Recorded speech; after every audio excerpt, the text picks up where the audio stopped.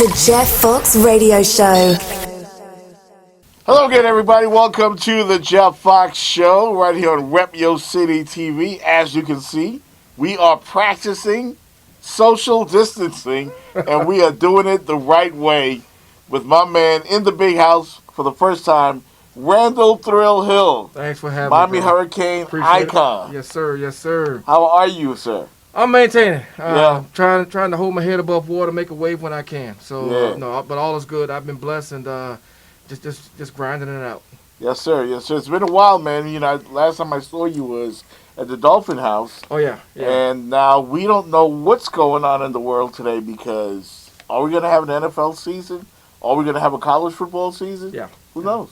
Yeah, I mean, things come to pass, and you know, I guess we got to deal with this pandemic the best way we know how. And right now, you know, I guess the NFL is planning to have a season, but you know, I've heard some rumblings about college that they may not have one. Right. But you know, who knows? You just gotta go with the flow, and you know, just turn the pillow over and lay it on the cold side. No doubt. Canes fans excited that I'm having you on the show this weekend. I mean, I got all types of emails and you know, questions they want to ask you. Okay. Here's something that's going to surprise Hurricane fans. The daughter of the great Randal Hill I knew it. is going to the University of Florida. Absolutely. Explain yourself, sir. Okay. Yeah, I'm you know, I labored a few weeks if I was going to make this post on online, actually on my Twitter page. And, you know, I finally did because I thought the fans needed to know exactly what goes on in the community and how players are treated and how smart, intelligent young women are treated sometimes when it comes to, you know, academia, let's just say. My daughter scored 1480 on the SAT. Outstanding. She had a 5, actually I put 5.0, but she actually has a 5.2 GPA. And the University of Miami offered her minimum on an academic scholarship. But yet and still, there was an individual who went to her school who didn't have the same SAT scores, who didn't have the same GPA, and they offered this individual a full ride. Wow. Go figure. And you know, the way you have to look at it is what they do. Even though it's considered to be a merit-based scholarship or merit-based financing, the schools such as University of Miami, what they'll do is they'll look at the mother and father's social economic status. Right. And they will base it off of that. But my problem is, why call it a merit-based scholarship? Right. So you're going to basically go out and you're going to punish my daughter because her mother and father are doing well. But then you go back and you ask, why does Alabama get the talent that they get? Why does USC get the talent that they get? Because they take care of their own. And yeah, people always say, oh well, University of Miami is a private institution. Well, you know what? So is USC. But you know, but former players are treated a little bit differently. If you go to school at the University of Alabama, stay out of trouble, do the right thing, graduate, all your unborn kids go to school there for free. That is an incentive for you to have a career at the University of Alabama. Absolutely. So I mean, are you serious with that? No, I'm dead serious. Look it up. Wow. It's a University of Miami is a private. Listen, you know what? Take care of the community first. Right. Beyond me, my grandmother worked in the cafeteria there before I was even born. My mom got her master's degree there. My dad got his master's degree there. My wife is Phi Beta Kappa, and she was also chemistry honors, first black to ever do it, University of Miami. And now, because of financing, and they didn't do the right thing, my daughter is now going to go to the University of Florida, and if there's any extra monies, that's where my money's going to go. I have no choice. Yeah. Because they held my feet to the fire. So my daughter has to get that education, and I'm going to get it. You know, I now that I know this, I didn't know this going into the interview. I was like, why is Randal doing it? Well, maybe it's something she chose. No, she didn't choose this. No, they forced your hand. Yeah, my hand was forced. It is what it is because, yeah, I played football and I had fun and played in the NFL. But in my house, it's about grinding it out. We grind differently in the Hill household, and it's about education. And we're big on that, and we're going to get that education. I'm pretty sure she wants to be a doctor like my wife. Mm-hmm. But if you're going to call something a merit-based scholarship, then that's what it should be, a Yes. merit-based scholarship. You should not be looking at the parents' economic status. Don't call it a merit-based scholarship. So bottom line is, because we did well, you're going to punish my daughter. It ain't going to work like that. Yeah. Kudos to you, sir, and your wife. Absolutely. I mean, great move by both of you. Let's talk about young Randal Hill. Okay. Just getting started at the University of Miami. Think of Randal Thrill Hill. Mm-hmm. They think of big plays. Right. Excitement, swagger. Having fun. Yeah. What was it that made you different? Well, it's just basically my philosophy on life, which, there's 3 reasons why you go to school. One is to learn how to learn how to get along with society, and the final one is learn how to cope with change. Mm-hmm. A lot of people don't know, I was a good high school student athlete. But a lot of people don't know that coming into high school, I was the starting JV quarterback. I went from JV quarterback, which we only had 3 years of high school back then, Mm-hmm. and I was moved to the opposite side of the ball. I played defensive back. I was an All-American defensive back. I was recruited by every major Division I college football program in the country. Going out to visit Florida State, meeting me at the airport. You had Deion Sanders, you had Bobby Bowden, you had the legendary Burt Reynolds, Wow. and Bob Graham. Because they saw what type of family I had, and it's not about money, but it's about establishing relationships. So when I got to the University of Miami, all of a sudden, literally one day, Jimmy Johnson said, "Hey, you know what? Go play wide receiver." Literally, never played it before in my life. Never played it before in my life. You never played wide receiver? Whoa. No, never played wide receiver before in my life. I mean, but that was not uncommon for Jimmy Johnson to do something like that. Alonzo Highsmith never played running back before. Never played fullback. He was a. How did he know? How did Jimmy know that you were going to be that guy? It's not. And I try to talk about recruiting. I try to talk about how you don't recruit properly. And I talked to even some reporters, and I'm not even going to some Miami Herald reporters who doesn't have this one doesn't have a clue about recruiting. He just goes by what he thinks he knows. Mm. You have to recruit. Yeah, you need to recruit some talent, but you got to recruit a personality. Yes. Jimmy Johnson recruited a personality and individuals who refused to lose. Individuals who all had the drum major instinct, which is, as Dr. King said, the want, will, and or desire to be the best, to lead, like what a drum major does. And even recruiting those guys, such as Alonzo Highsmith. Look at Russell Maryland. Nobody recruited him, but it's the personality, it's the attitude. Guys like that, that's where you talk about, okay, we're going to win this game, but you know what? We need to have style points for this game. We're going to have the, we're going to have the swag. We're going to dance. We're going to have fun, but we're going to do it on the field. We're going to kick your butt and then have fun doing it. That's what I mean by a personality, and that's what Jimmy Johnson did. My personality, and anybody will tell you, I'm 50 years old. Yes, I know I don't look 50 years old. And I've never had anything alcohol before in my life, ever. I don't drink, don't smoke, never have. But my outlet was sports. Right. I had a lot of fun with it. My outlet was getting on the field, styling and profiling and having fun. And, I was that guy that when you think you knew all the answers about Randal Hill, I rewrote the questions. We're going to look at this play right here on the Jeff Fox Show, Rep City TV. Everybody hit me up. They're like, you're going to have Randal. You got to talk about this play. It's 3rd down and 43 yards to go. Craig Erickson throws it as far as he can. Let's take a look at this play. Choosing the simplest call. Randal Hill out there. First down, Miami. That's what I would call.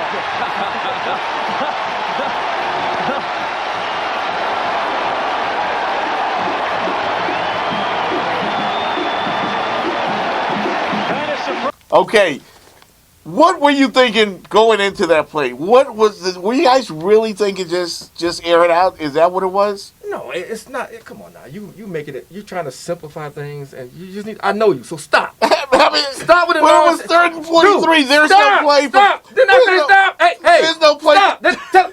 I said stop. Listen, it's more like let's talk about this. It's more like if only you knew the power of the dark side. Right. If only you had the power of the force. When you are playing at home in the 305, in the Orange Bowl, coming off of a nasty loss to Notre Dame the year before, Yes. you're not going to not get the first down on 3rd and 43. It just ain't going to happen. Because you got too many blacks, whites, Hispanic, people all around the world saying, hey, you know what? What the University of Miami going to do? Oh, we're going to get a first down. Play comes in from the sideline. Coach Eric said it was his first year. Right. He called the draw play. Now, you got to understand this. In the huddle, when we were playing, before each play, there was almost like a mini riot. And we would argue real quick, and then the quarterback would get everybody under control. And the play comes in the sideline, and he calls a draw play, and I'm looking at Craig like, you know, and we're going to keep this clean because I'm not going to say any bad words here. Yeah. But you're not going to call a draw play when Randal Hill is in the huddle, Dale Dawkins, Craig Erickson, and guys who don't care about anything else but winning. So a lot of our plays were called from the field, which and we're going to talk about that a little bit. Whether you know it or not, we're going to talk about it. Right. So a draw play was called, and I looked at Craig like he was crazy. He says, "I got you, Randall." I still remember the play. 93 Y up tailback option, Right. which everybody's on a go route, and you have an individual in front of me who doesn't have the complexion for the connection. Figure that one out. Mm-hmm. And they're going to put him on me one-on-one? No. Just run right by him. Let's get this first down. Yeah. It's like you blew by him, you know, and that play simply changed the game. Absolutely. Changed the game. That drive did. Yeah. That drive did, yeah. Yeah, man, because, again, they're thinking 3rd and 43, okay, we're going to get the ball around midfield. And you run that play. It was just typical Miami. And then the bravado. Absolutely. It kills me. And I think it's the dumbest thing I've ever seen. When you have college players who should be, you know, a lot of them are professional at that particular point, going to the line of scrimmage, and they stop the cadence to look up and get a check off from the sideline. To me, that is just dumb. Right. If you are a good coach, if you have trained your players during the week, they should already know what the checkoff should be. Why they got to get it from the sidelines? Right. And when you do that, you actually, in my opinion, you take away from the game. If you, as a quarterback, if you are a smart, and that's one thing I loved about Jimmy Johnson and Dennis Erickson, they didn't believe in dumb football players. Our playbook was thicker than the Miami Dolphins playbook. And we had 33 different hand signals. And you just had to be able to pick them up, and they're coming across real fast. And it's pitch and catch. Mm-hmm. A team, a offensive team should not have to stand there, look up, and get a check off from the sideline. It's not like defense is going to show what they're going to show anyway, because they know you're going to stop and look to the sideline anyway, and they're going to change it. So always know the offense, know the defense, and don't get a play from the sideline. Right. Learn it during the week, and then move forward. And, you know, you guys had those type of players on offense and defense. Oh, yeah. And when I talk to old Canes players like Leon Searcy or Michael Irvin, Willis McGahee, they always tell me that the tough part of their week was practice. Oh, yeah. It was, Game day for you guys was another story. Yeah. I remember one time, I want to say in 1988, we practiced in a tropical depression. Literally. I'm talking about a tropical depression, and we were when we looked at the practice film, you couldn't even see what was going on because the rain and the wind was so bad. I can't tell you how many times I was thrown off the field because getting into it with my my roommate, right. who I mean we're like brothers to this day, but it was just competitive. It was having fun, and it was about thinking about in practice that person in front of you is your arch enemy, so to say, because they are replicating the defense. Always wanted to ask you about this play in the Cotton Bowl against Texas. And, and there you go, running up the tunnel, still running, Were you rubbing it in, Randall? Was that just a little hot sauce from No, you? it was hot sauce, but it was hot sauce with me. Now, because listen, everything I do, there's always a story behind it. Right. Well, that particular play, if you look during that entire game, not one single ball was thrown to me. Not one single ball. Everybody's dancing. Everybody's having fun. You know, we're damn near running up the score.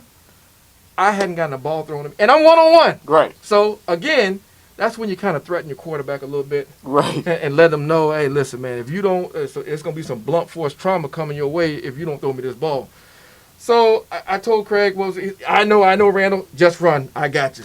And that's how I was just already frustrated and mad because I wasn't able to have as much fun as my teammates. Mm-hmm. But some of those players at the University of Texas and Florida State, Alabama, Notre Dame, we all, when we see each other now, we talk, we get along, we help each other out.